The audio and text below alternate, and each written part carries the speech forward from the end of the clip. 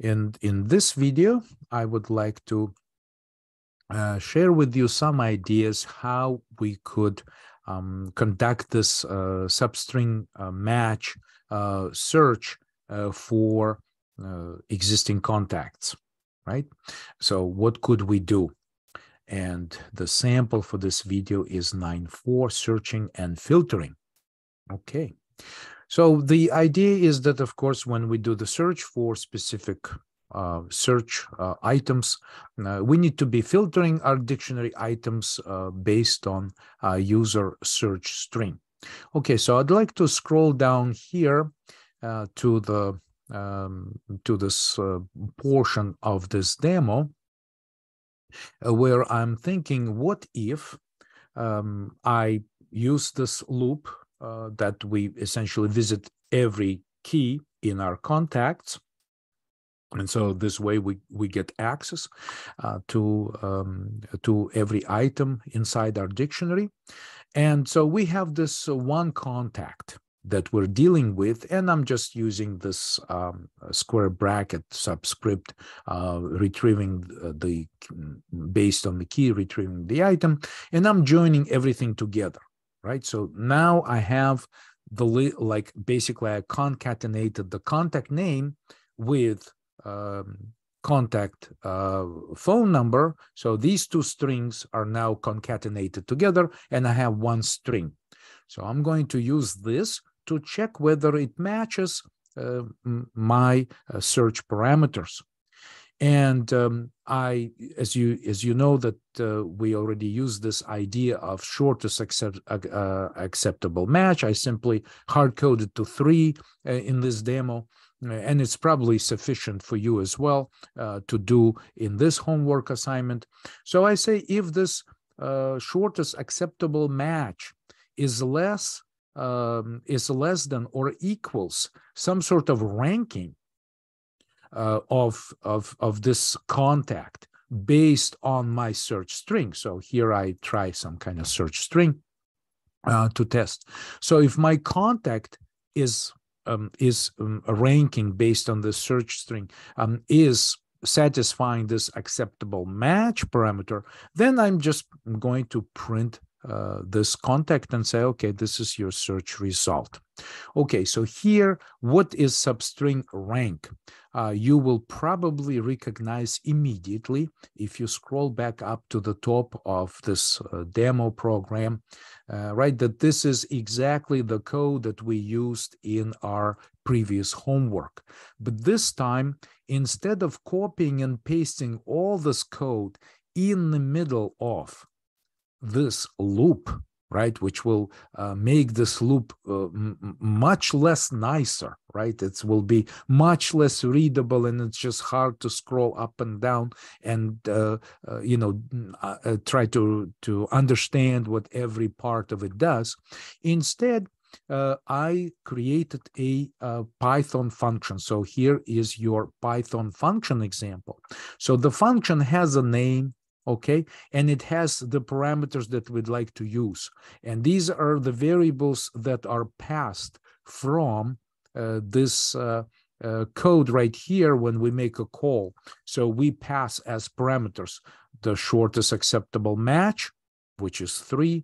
We pass the contact, which is a string, right? It's the string which is already assembled from the list of strings in this dictionary value, right? And the search string, which of course the user will be entering in your program. But in my case, I just simply decided to hard code it to some string just to do a quick demonstration. So these 3 variables are simply passed to this substring rank function, which I created myself.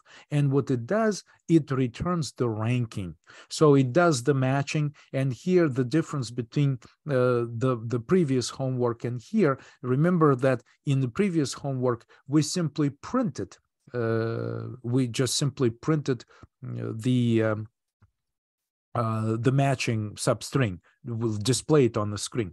Here I created a variable which is called top rank, and I say, let me see how many characters, what is the max number of characters that actually match between the short string and the long string, which is passed here as the the item from the value from the dictionary, and also the user search string. And I just say here that if it happens to be that the substring which is matching, if its length is greater than existing top rank, I'm going to say, okay, your top rank will be the length of this substring. And so as I find matches, in case if it's a better or longer match, the top rank is updated, and at the very end, when all the searches, all the comparisons are there complete, I simply return this top rank. So the longest matching substring will be the final ranking, and that's it. I'm not displaying this ranking. I'm just immediately deciding, okay, if the ranking is greater or equals this shorter acceptable match, then we're going to go ahead and print this. So here's what we have populated here, right? So this is our 774, and this is the name of the person we're looking for. So let's give it a try. Let's just run this sample, which is named video 94. We're going to run it, and I'm going to just clear screen. Actually, I'm just going to run it directly here because the output is so short. So this is the so I'm displaying the what we're searching for, and obviously we have some matches here. We have match on the name. We also have match on the area code, I suppose, in this phone number.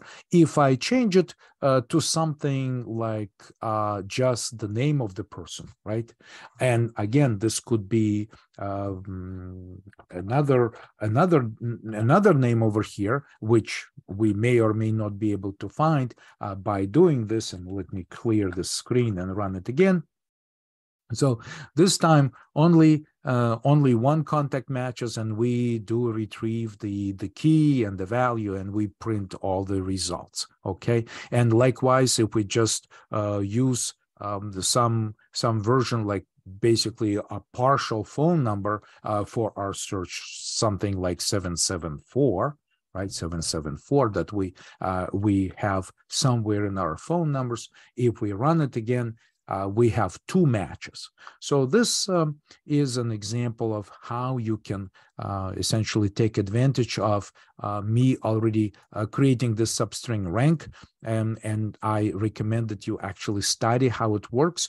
But the official coverage of functions will be done in the nearest future. But right now, I thought it was very appropriate for us to take advantage of the fact that we can have individual functions in Python that we define ourselves.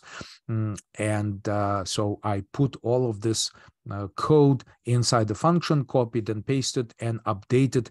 So replace the printing with just update of a top rank. And when everything is complete, we return this top rank, and we get it as a result of this function call, and we compare it with shortest acceptable match. And based on the comparison, we print the contact, or we decide not to print. And so this is how you could possibly be filtering dictionary items based on a user context searching criteria, or basically just the substring that they type. And this should work for this portion right here, right? So this is this last portion, this last portion of our technical requirements or search requirements can be complete by using this demonstration.